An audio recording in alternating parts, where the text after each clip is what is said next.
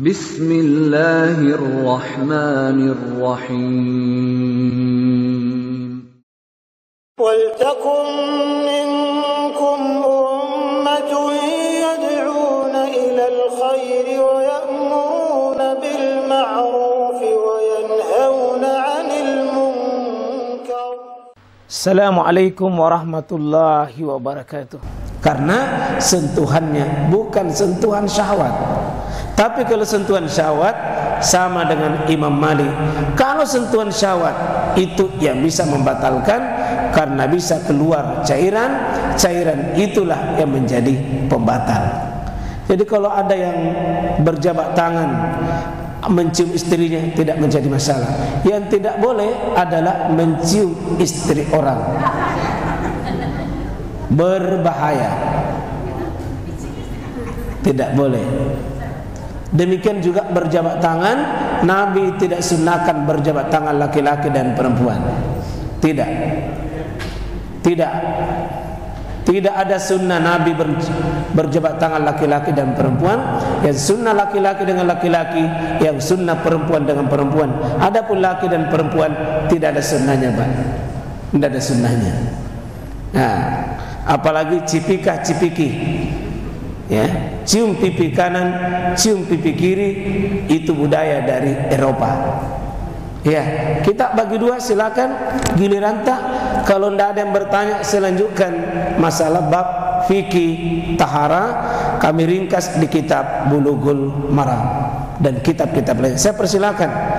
Ya. Saya kasih waktu bertanya yang singkat, satu orang satu pertanyaan. Ibu yang bertanya di atas bisa langsung. Ibu. Wah, betul. Ada mic-nya di atas. Terima kasih. Assalamualaikum warahmatullahi wabarakatuh. Waalaikumsalam warahmatullahi wabarakatuh. Yang saya mau tanya sih adalah tentang proses mandi. Iya. Apabila sudah berhubungan suami istri. Iya. Ada namanya mandi wajib. Iya. Nah, di dalam proses mandi ini kan biasanya diawali dengan berwudu. Iya. Nah, setelah itu baru kita mandi. Apakah di dalam proses mandi ini tidak sengaja menyentuh kita punya barang, apakah salah satu juga tidak membatalkan wudu yang dari awal kita lakukan? Iya.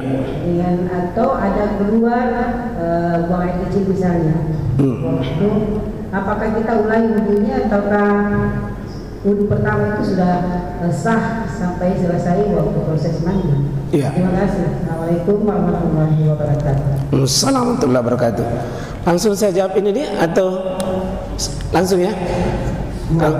Oh, dua dulu pertanyaan. Ya. Baik. Bismillahirrahmanirrahim. Assalamualaikum warahmatullahi wabarakatuh. Assalamualaikum warahmatullahi wabarakatuh. Jadi ini pertanyaan untuk materi minggu lalu, Pak. Oh, ya, mundur ya, mundur. Ya. Dari penjelasan Pak Kiai pertemuan yang lalu bahwa jenis-jenis air yang bisa digunakan untuk bersuci. Ya. Seingat saya di pelajaran yang lalu, pelajaran sekolah waktu masih SMP, guru saya di buku menjelaskan juga bahwa ada jenis air yang tidak bisa digunakan untuk bersuci. Itu bisa menjadi makruh sifatnya atau bahkan tidak bisa sama sekali digunakan. Iya. Dan ini jarang dijelaskan oleh Ustaz. Jadi mohon, sekiranya saya salah ingat, tolong diluruskan.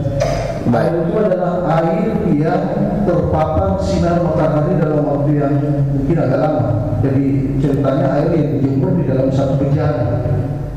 Satu mungkin kita di bejana ya baskom mungkin. Air yang terpapar matahari itu sengaja dijemur atau terkena matahari di dalam satu baskom. Itu katanya tidak bisa. Bagaimana Pak? Baik. Terima kasih. Assalamualaikum warahmatullahi wabarakatuh. Waalaikumsalam warahmatullahi wabarakatuh. Jadi yang pertama, ketika soal mandi, waktu mandi kita sudah berwudu. Karena itu salah satu sunnahnya berwudu ada 10 tempat. 10 tempat dianjurkan berwudu. Nah, satu antara lain kalau mau mandi Pak, hukum wudu waktu itu hanya sunnah, bukan wajib. Mau tidur sebentar malam sebelum tidur bagus sunnahkan berwudu. Ketiga, kalau sudah melakukan hubungan suami istri bisa tidur tapi tidak usah langsung mandi, cukup berwudu baru pergi tidur. Nanti bangun baru mandi. Tidak mesti langsung mandi. Jika suami istri maaf ini pengantin baru mau mengulangi, maka itu disunahkan mengantarai dengan berwudu. Jika sudah makan makanan yang tersentuh langsung oleh api, sate bakar, ikan bakar, yang tersentuh langsung api, disunahkan itu mengulangi wudu meskipun tidak batal. Tapi ada fungsi di situ, Pak. Kalau makanan tersentuh api, itu dinetralkan bahaya penyakitnya dengan air, dengan sentuhan wudu. Bisa mengandung banyak, ruang-ruang kanker itu besar, maka dinetralkan dia dengan wudu. Jika mau berdoa, mau berzikir, bagus ada wudu. Jika masuk waktu sholat, masih ada wudu tak? Tapi kalau mau mengulangi, itu lebih bagus. Lebih bagus. Nah, itu beberapa sunnah berwudu. Jadi pada saat kita mandi wajib, didahului dengan sunnah mandi, didahului dengan sunnah wudu. Ada dua hadis. Aisyah zaujin Nabi sallallahu alaihi wasallam, anna Nabi sallallahu alaihi wasallam kana idza tasala minal janaba bada'a faghasala yadayhi. Di situ dia cuci tangannya sebagai simbol memulai wudu. Maimunah qalat, istri Nabi yang lain. Jadi tentang mandi ini, Pak, tentang mandi hadisnya semua datang dari istri beliau. Kenapa? Soal mandi Rasulullah, masa orang lain yang jelaskan? Nabi tentang mandi wajibnya, hadisnya semua lahir dari istri beliau. Karena soal mandinya laki-laki itu yang paling tahu istrinya, Pak. Bahaya kalau istrinya orang yang tahu. Maimunah istri yang lain mengatakan, sababtu lin Nabi sallallahu alaihi wasallam ghuslan fa afraga bi yamini ala yatharihi fa ghasalahuma. Juga dimulai dengan berwudu. Hukum berwudu pada saat itu mandi ini hukumnya cuma sunnah, bukan wajib. Kenapa?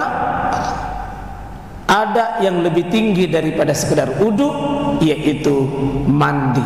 Mandi itu lebih tinggi kedudukannya dari wudu. Ya, karena wudu mengangkat hadas kecil, mandi mengangkat hadas besar. Yang kecil ditutupi oleh yang besar. Pada saat kita mandi sudah selesai wudu dan seterusnya, kemudian setelah selesai kita wudu, kita siram dari kanan, siram dari kiri. Nah, pas pertengahan mandi mau buang air kecil, atau mau apusu,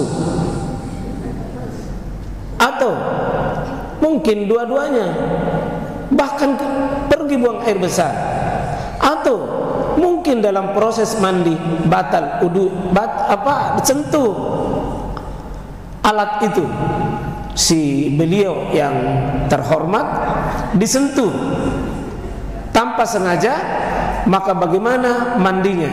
Mandinya tidak batal, karena sementara proses. Lanjutkan saja. Yang batal adalah kalau sudah mandi pakai handuk, lalu keluar angin atau mau kencing, maka mandinya tidak usah diulang, tapi wudunya yang diulangi, wudunya yang diperbaharui. Kenapa? Selesai nih mandinya selesai. Cuma pada saat sudah selesai ada mendesak keluar.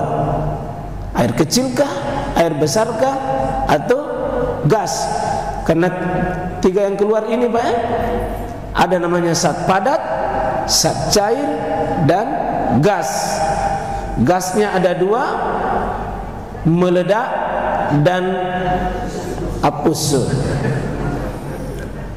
2. Jadi ketika ini keluar sesudah kita mandi, padat, cair, gas, dia tidak membatalkan mandi, cuma wajib berwudu untuk salat karena dianggap sudah selesai. Kalau masih proses, sementara proses mandi lalu ada yang keluar, maka itu tidak mengapa, tidak batalkan mandinya, tidak batalkan tadi wudunya, karena masih proses. Lanjutkan saja, tidak ada sentuhan, insya Allah. Yang pertama. Yang kedua, memang ketika pembahasan air, ada namanya air Pak, tuhurun tahirun. Ada air suci mensucikan, ada air suci tapi tidak mensucikan. Ada air memang najis, ada air suci mensucikan. Air sumur, air ledeng, air embun, air mata air, air sungai, air hujan. Air ini suci dan bisa dipakai bersuci. Namanya suci mensucikan. Ada air suci tapi tidak bisa mensucikan. Teh, kopi, sirup, es buah itu suci. Tapi tolong Pak, kopi jangan dipakai berwudu. Sirup suci, tidak mensucikan. Air kelapa, kelapa itu suci, tapi bukan untuk mensucikan. Airnya suci, tidak untuk mensucikan. Ada juga air memang najis Pak, najis, tidak bisa dipakai bersuci, dan memang dia tidak suci, apalagi mau dipakai bersuci. Inilah sasaran untuk dibersihkan. Air kencing, kencing bayi, kencing orang dewasa, ini najis. Ada air suci tapi makruh dipakai bersuci. Dia suci, bisa mensucikan, tapi hanya makruh. Contoh, air yang dijemur di atas baskom, dijemur itu kena langsung matahari, maka sebaiknya tidak dipakai sentuh kulit, karena Nabi mengatakan itu tidak baik. Setelah diteliti oleh ahli kesehatan, rupanya air ini kalau sudah lama Pak kena sinar matahari terus menerus, tidak baik pengaruhnya bagi kulit. Maka Nabi tidak pernah telusuri penelitian begini, tapi Nabi sudah ucapkan sebelum ahli penelitian mengungkapkan. Dan itulah Rasulullah Pak, kelihatan memang bahwa dia bukan manusia biasa, dia manusia yang menerima wahyu. Karena sebelum ahli mengatakan ini tidak baik, rupanya Nabi mengatakan jangan pakai air yang sudah tersentuh oleh matahari langsung, maka jangan, karena ini menyangkut kesehatan tidak baik. Jadi semakin yakin kita Pak, Nabi itu diajar bukan sama manusia, tapi diajar sama Jibril. Diajar sama Jibril, diajar oleh Allah Subhanahu wa ta'ala. Karena dia tahu belum pernah sekolah di sekolah kesehatan, tidak pernah kuliah di fakultas kesehatan, dia tahu air yang dipanaskan melalui sinar matahari, Pak. Beda kalau air dipanaskan di kompor. Dalam keadaan kita dingin, butuh air hangat, terutama yang rematik, yang dingin sekali, susah mandi wajib, susah berudu, susah sentuh air, atau daerah-daerah tertentu seperti di Malino, susah sentuh begini, dipanaskan air itu boleh dan tanpa makruh. Tanpa makruh. Karena dia bukan pemanasan yang seperti kena matahari langsung. Seperti itu, Pak. Allah Ta'ala a'lam.